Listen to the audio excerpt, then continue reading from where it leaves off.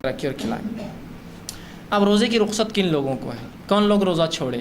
کون لوگ روزہ چھوڑ سکتے ہیں؟ کن لوگوں کو روزہ نہ رکھنے کی سہولت شریعت نے دی ہے؟ اس لیے کہ روزہ تو ہم پہ فرض ہے، لیکن شریعت میں ہر بار ایکسیپشنل ہوتا ہی ہے، مستثنا ہوتا ہی ہے کہ شریعت کچھ لوگوں کو باہر کر دیتی کہ بھائی تم لوگ مت رکھو، اس لیے کہ تم میں فلاں نہیں، طاقت نہیں، سکت نہیں ہے، ٹھیک ہے؟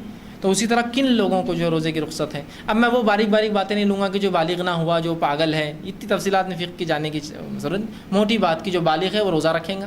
ان میں کون لوگ ہیں جو ایکسیپشنل ہوں گے، مستثنا ہوں گے؟ تو پہلا مسافر، ٹھیک ہے؟ مسافر جو ہے، مسافر کو اختیار ہے، چاہے تو روزہ رکھے چاہے تو روزہ چھوڑ دے، ٹھیک ہے؟ یہ اختیار ہے اس کو، ٹھیک؟ اس لیے کہ اللہ رب العزت میں قرآن میں بھی یہی بات فرمائی اور کہا کہ جو رمضان کا مہینہ پائے وہ فلیصم، وہ روزہ رکھے۔ ومن کان مریضا او علی سفر فعدۃ ایام اخر، لیکن اگر تم میں سے کوئی بیمار ہو یا مسافر ہو تو اسی گنتی بعد رمضان کے پوری کرو۔ سورہ بقرہ سورہ نمبر 2 آیت نمبر 185۔ تو بہرحال ہمیں بھی چاہیے کہ سفر میں چاہے تو روزہ رکھے چاہے تو ہم چھوڑے، اس کا ہمیں اختیار ہے، ٹھیک؟ یہ ہمیں رخصت ہے، لیکن اپنے سفر کو بہانہ نہ بنائے دوسروں کے لیے۔ نبی اکرم صلی اللہ علیہ وسلم نے ایک مرتبہ دیکھا کچھ لوگ ایک انسان کو ڈھکے ہوئے ہیں، سب سایہ دے رہے ہیں۔ آپ پہنچے، کہا کیا بات ہے؟ تو کہا اللہ کے رسول یہ روزے سے ہے اور سفر کی تکلیف اسے برداشت نہیں ہوتا۔ آپ نے فرمایا سفر میں جو تکلیف برداشت نہ کر سکے اس کے لیے روزہ رکھنا کوئی نیکی نہیں ہے، اس لیے کہ روزہ اس نے رکھا اور تکلیف سب کو، سب سایہ دے کے کھڑے۔ تو کہا سفر میں جب کوئی رکھ نہ سکے روزہ تو روزہ رکھنا کوئی نیکی نہیں ہے بھائی، کوئی اس کا فائدہ نہیں، اس لیے کتنوں کو تکلیف ہو رہی۔ اور بہت سے لوگ سفر میں روزہ رکھتے ہیں خاص طور سے، اور پھر شروع ہو جاتے ہیں میرا بیگ اٹھاؤ، میں روزے سے ہوں، میرا یہ کرو، تم نے روزہ نہیں رکھا تم یہ کرو، مطلب اس کو حمال بنا دیتے اور خود۔ ایسا روزہ کوئی نیکی نہیں ہے۔ بہت سے لوگ روزہ رکھ کر کیا کرتے ہیں معلوم آپ جائیے گورنمنٹ آفیسز میں فلاں صاحب کا ہے جو مسلمان ہے، صاحب نہیں آیا آج، کیوں؟ اپاس ہے ان کا۔ تو کس پر احسان کیا آپ نے روزہ رکھ کر؟ ایسا روزہ کوئی نیکی نہیں ہے کہ آپ تنخواہ تو اٹھائیں مہینے کی برابر اور کام نہ کریں اس لیے کہ آپ اپاس روزے سے ہے، یہ کوئی نیکی نہیں ہے ہمارے لیے۔ نہ وہ نوکری کا وہ تنخواہ آپ کے لیے حلال ہوں گی لینا اس مہینے کی اگر آپ چھٹیاں مارتے ہیں، اور نہ ہی جو ہے آپ کا یہ بولنا، اس لیے کہ کیا تصور دینا چاہ رہے ہیں آپ دنیا میں کہ اگر مسلمان روزہ رکھیں گے تو گویا 120 کروڑ کی آبادی پوری ناقص اور جو ہے ناکارہ بن کے بیٹھیں گی پورے روزے کے اندر۔ یہ آپ تصور دے رہے ہیں کہ اب ایک صحابہ وہ روزہ نہیں رکھتے تھے، ایسے 10 مسلمان آ جائیں گے تو بیڑا غرق کر دیں گے پورے ڈپارٹمنٹ کا کہ یہ روزے رکھیں گے تو ہم پہ احسان کریں گے، عادت ڈال جائیں گے، ہاف ڈے چھٹیاں ماریں گے۔ نہیں، کوئی نیکی نہیں ہے ایسا روزہ آپ کا جس میں آپ دوسروں پہ احسان جتائے کہ میں روزے سے ہو تو میرا کام کر، ایکسٹرا کام کر، میرا حمالی کر، میرا بوجھ کر، میرے پہ سایہ کر، میرے کو پنکھا دے۔ کوئی نیکی نہیں پھر، یہ طاقت ہے رکھیے، طاقت نہیں پھر چھوڑ دیجیے، آپ کا اللہ کا معاملہ ہے۔ تو رسول نے فرمایا کہ مسافر کو حق ہے۔ اچھا، سفر میں چاہے تو آپ رکھیں چاہے تو آپ چھوڑیں، یہ بھی اختیار ہے۔ نبی اکرم صلی اللہ علیہ وسلم کے ساتھ صحابہ فرماتے ہیں ہم رمضان کے اندر ایک جہاد کے لیے نکلے اور کچھ نے روزہ رکھا کچھ نے توڑ دیا۔ نہ روزہ رکھنے والوں نے نہ توڑنے والوں کو کچھ کہا، نہ توڑنے والوں نے رکھنے والوں کو کچھ کہا۔ جس نے توڑا اس نے اس لیے توڑا کہ اس کو کمی محسوس ہو رہی تھی، کمزوری محسوس ہو رہی تھی، اور جہاد میں انسان کو طاقت لگتی ہے۔ جس نے نہیں توڑا اس نے نہیں اس لیے نہیں توڑا کہ وہ اپنی پوری طاقت و توانائی رکھ سکتے تھے اور ان کو یقین تھا کہ ہم اس حالت میں بھی لڑ سکتے ہیں۔ تو رسول اللہ نے نہ ان کو برا بولا، نہ ان کو، نہ اس صحابی نے اس صحابی کو برا بولا، نہ اس صحابی نے اس صحابی کو۔ تو گویا پتہ چلا مسافر چھوڑ سکتا ہے۔ دوسرا، مریض کو اختیار ہے کہ وہ روزہ چھوڑے چاہے تو رکھے، یہ اختیاری مسئلہ ہے۔ اگر لگتا ہے بیماری زیادہ بڑھ جائیں گی تو چھوڑ دیں، لگتا ہے کوئی مسئلہ نہیں، انشاءاللہ کوئی اتنا بڑا مسئلہ نہیں، ایک وقت کی دوا آگے پیچھے ہونے سے کچھ نہیں ہوتا ہے، رکھ لوں تو کوئی مسئلہ نہیں۔ بہت سی بار ہوتا ہے ایسا ہاتھ ٹوٹ گیا کسی کا، ہاتھ ٹوٹنے کا روزے سے کوئی تعلق ہی نہیں ہے نا، اس سے کیا تعلق ہے؟ مطلب ہاں کسی کو شوگر ہے، بلڈ پریشر، یہ تو ایک مسئلہ ہوتا ہے۔ ہاتھ ٹوٹنے کچھ نہیں، بس آپ بیٹھے رہو اس کو لے کے ایک جگہ، کوئی مسئلہ نہیں، روزے سے کوئی تعلق نہیں۔ ہاں یہ الگ بات ہے کوئی کہ میڈیسن ضروری ہے کمپلسری ورنہ یہ زخم بڑھ سکتا ہے تو ایک الگ شکل ہے، ورنہ بہت سی ایسی بیماریاں ہوتی ہیں جس میں روزے کا آپ کا کوئی فرق نہیں پڑتا ہے، لیکن بہت سی ایسی بیماریاں جس میں روزے پہ اثر آتا ہے۔ تو یہ آدمی طے کرے اپنی صحت کے اعتبار سے، اس لیے کہ اللہ کو جواب دے، پبلک کو نہیں بولنا یار میں روزے سے اس لیے ہاتھ اٹھاؤ روزے سے، اللہ کیوں لوگوں کیوں بتا رہے ہیں آپ؟ اللہ کو آپ کو جواب دینا ہے، اپنے رب کے اعتبار سے آپ بات کیجیے۔ سوچئے کہ میں کیا اللہ کو عذر دے سکوں گا، یہ عذر کہ اس عذر میں میں جو ہے بھوکا رہ رہا ہوں، جبکہ ایسے ہی عذر میں کئی کئی دن بھوکا رہا ہوں پہلے کام کاج کے لیے، تجارت کے لیے، ٹھیک ہے؟ تو اپنے فرائض ہے، فرض روزہ میں نہیں سمجھتا کہ مسلمان جان بوجھ کے چھوڑیں گا، اس لیے کہ یاد رکھیں ایک روزہ اگر آپ چھوڑتے ہیں تو پوری زندگی بھر بھی آپ نفل روزے رکھے تو اس ایک فرض روزے کی پور نہیں کر سکتا، اس کے برابر اس کے درجے کو نہیں پہنچ سکتا، تو کبھی مت چھوڑیے بلا وجہ روزوں۔ تو مریض کو اختیار ہے۔ اب ایسا مریض جس کا مرض ختم ہونے والا نہیں ہے، مریض بھی کیا کریں گا، روزے بعد میں رکھیں گا، مسافر بھی بعد میں رکھیں گا، لیکن ایسا مریض جس کا مرض اس کو بعد میں وقت نہیں دینے والا ہو، یا چاہے جوان ہو چاہے بوڑھا ہو، جوان بھی ہوتے ہیں جو شوگر ہے، جوان ہے لیکن شوگر ہے، کیا کریں گا آدمی، روزہ نہیں رکھ پاتا ہے، ٹھیک؟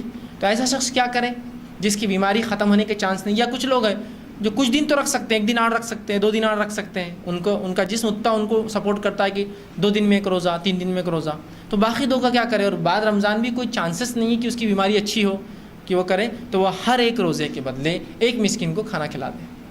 ٹھیک، آج کا 1 روزہ چھوٹ گیا، مسکین کو کھانا، کل کا رکھوں گا تو ٹھیک ہے، پھر ضرور پرسوں چھوٹ گیا، مسکین کو کھانا. ایک مسکین کو اتنا کھانا کھلائے جتنا آپ اوسط کھانا خود کھاتے ہیں. ایوریج فوڈ جو آپ پکائے، سب سے اچھا طریقہ جو پکاتے وہی اس میں سے ایک نکالیے اور اس کو لے جا کر تحفتاً دے دیجیے، یہ کھائیے. ضرور نہیں بولنا کہ یہ فدیہ ہے میرے روزے چھوڑنے کا، آپ دے دیجیے، کوئی بولنے کی ضرورت نہیں اس کو. ٹھیک ہے، تو ایک مسکین کو کھانا کھلائیں گا بیمار جس کی بیماری میں شفا ہونے کی کوئی صورت نہیں ہے، چاہے جوان ہو چاہے بوڑھا. اب بہت سے بوڑھے لوگ ہوتے ہیں جن کے بڑھاپے کی ختم ہونے کا کوئی چانس نہیں، کمزوری ختم ہونے کا کوئی چانس نہیں، تو کیا یہ روزے چھوڑے؟ تو ہاں، روزے چھوڑ سکتے ہیں. ہر روزے کے بدلے ایک مسکین کو کھانا دینا روز دیجیے. کچھ لوگ بولتے ہیں اپن 30 دن کا ایک ساتھ دیں گے تاکہ اس کی عید ہو جائے، کپڑے بن جائیں. کپڑوں کو نہیں دینا ہے پیسے، یہ فدیہ ہے. روز اس کے بدلے روز ایک مسکین کو کھانا کھلائے. عبداللہ ابن عباس فرماتے تھے کہ 2 لوگوں کو کھلائیں، ایک مسکین کو 2 وقت کا کھانا کھلائیں. بہرحال لیکن قرآن نے تو کہا طعام مسکین. ٹھیک ہے، ایک مسکین کو کھانا کھلاؤ، تو ایک مسکین کو آپ ضرور کھانا کھلا دیں ان کے بدلے. اسی طرح اور کون روزے چھوڑ سکتا ہے؟ تیسرا وہ فرد جو روزے چھوڑ سکتا ہے سماج کا، وہ خاتون ہے. وہ خاتون جس کو حیض یا نفاس ہو، اس پہ بھی روزے فرض نہیں ہیں.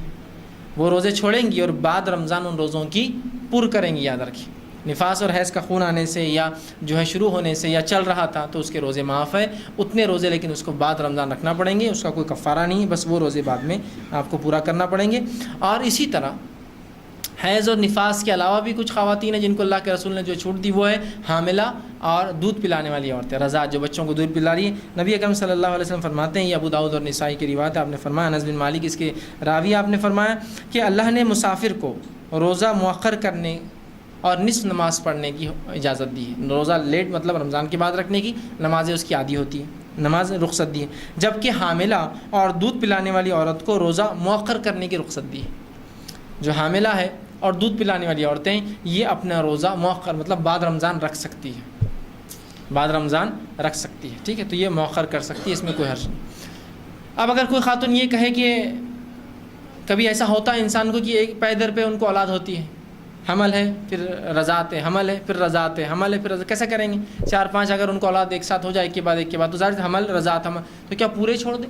اور ظاہر سی بات ہے اب اتنے جمع ہو جائیں گے تو کیا یہ پورا کر سکیں کبھی زندگی میں؟ ممکن نہیں ہوتا یہ. ٹھیک، تو اس تعلق سے علماء کہتے ہیں کہ ہر روز کے بدلے ایک مسکین کو وہ بھی کھانا دے دے جو عورت یہ جان چکی ہے کہ پہلے ہی کافی روزے اس کی چھوٹ چکے ہیں. مثال کے طور پر پہلے بچے کے حمل تھا، ٹھیک ہے، اب حمل ظاہر سی بات ہے وہ رمضان چلے گا، پھر رضاعت آ گئی، 2 سال چلے گئے، پھر دوسرے بچہ پیدا ہو گیا تو اس کا حمل تھا، پھر اس کی رضاعت شروع ہوگی، پھر تیسری اولاد ہوگی اس کا حمل رضاعت، تو ظاہر سی بات ہے کہیں روزے چھوٹ گئے. اب کیا ممکن ہے کہ اتنے روزے 120 150 180 روزے وہ رکھے، 4 5 7 8 سال کے جمع ہو جائے؟ نہیں ہو سکتا ہے. تو علماء نے کہا کہ پھر ایسا جب امکان ہے تو ہر روز ایک مسکین کو کھانا دے دے، وہ انشاءاللہ اس کے لیے کافی ہو جائیں گے. ٹھیک، اس لیے کہ یہ بھی بیماری میں کاؤنٹ ہو رہا ہے ایک قسم کا کہ وہ چاہتی ہے لیکن رکھ نہیں پاتی ہے، اس لیے کہ بچے کے صحت کا مسئلہ ہے، بچے کو دودھ نہیں ملے گا تو اس کا حق ضائع ہوگا. یہ الگ بات ہے کسی کو اللہ نے اچھی صحت دی ہے اور بچہ بھی اس کا رضاعت دودھ بھی پیتا رہے اور اس کو روزہ رکھنے کی بھی اللہ نے سکت دی ہے تو رکھیے پھر رضاعت میں. لیکن حمل میں بھی ایسا ہو سکتا ہے کہ کسی کو سکت ہو رکھیں، لیکن کسی کو طاقت توانائی قوت نہ ہو، کمزوری ہو، اولاد پہ کوئی اثر پڑ سکتا ہو تو روزے فرض نہیں ہے پھر ایسی. اور ورنہ بہت سی بار عورتیں نہیں مجھے روزے رکھنا چاہیے اس لیے کہ مجھے یہ عمل چھوڑنا نہیں، بہت اچھا عمل ہے روزے، لیکن ابھی اولاد کی جان ظاہر سی بات، انسانی زندگی بہت اونچی ہے تمام معاملات سے. یاد رکھیے شریعت میں ان کا بڑا مقام ہے، انسانی زندگی کا بڑا اونچا مقام.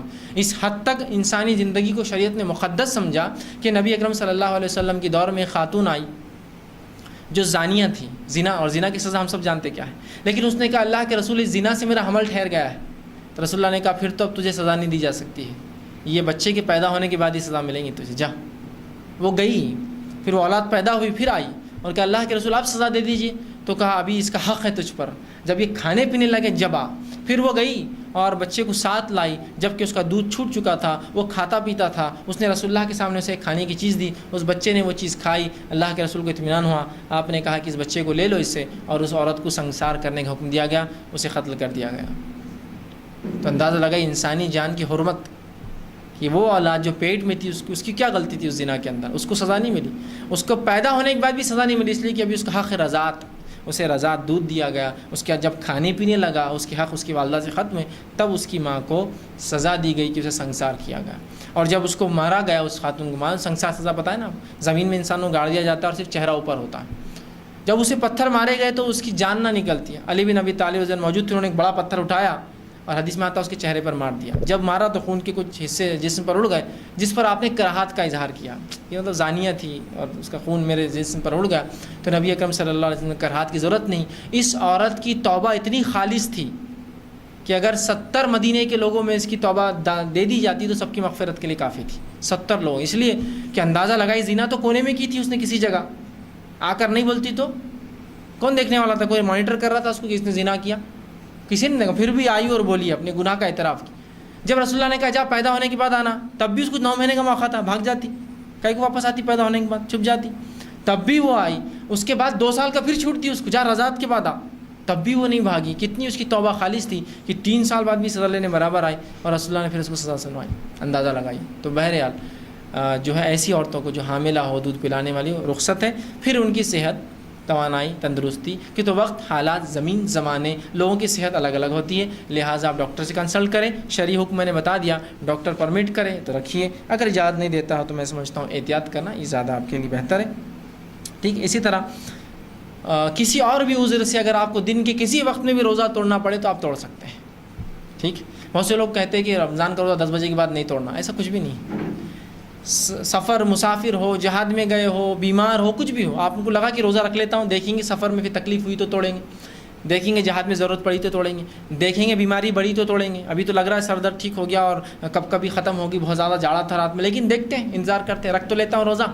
تو ایسا آدمی اگر کوئی روزہ رکھے اور کبھی بھی دل میں توڑنا پڑے تو توڑ سکتا ہے, کبھی بھی, at any point of time. بھائی اب نہیں میرے سے جم رہا, توڑ سکتا ہے. کوئی زوال سے پہلے, زوال کے بعد. آپ بہتر ہے کہ آپ روزہ دیکھ بھال کے رکھیں, لیکن پھر بھی آپ نے سوچا کہ یار میں رکھ پاؤں گا, رکھ لیا, بعد میں نہ ہو سکے تو بہرحال کوئی حرج نہیں. آپ دن کے کسی بھی وقت آپ روزہ توڑ سکتے ہیں. آپ روزہ توڑ دیں اور بعد میں اس روزے کو آپ کو کمپلیٹ کرنا پڑے گا. اس روزے کا کوئی کفارہ نہیں ہے, کوئی فدیہ نہیں ہے سوائے قضا کے. آپ کو بعد میں صرف جو ہے روزے کی قضا کرنا پڑے گا, بس اتنا ہی ہے. اور جو بیماری کی وجہ سے روزے چھوڑ دے, بڑھاپے کی وجہ سے روزے چھوڑے, ہر روزے کے بدلے ایک مسکین کو جو ہے وہ کھانا کھلائے. آخری بس باب قضا روزے